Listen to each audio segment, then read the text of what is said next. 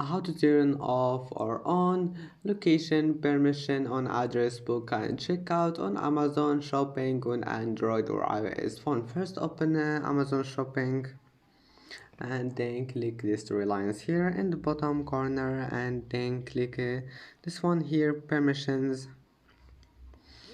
Now just wait for it few seconds, and after that just scroll down.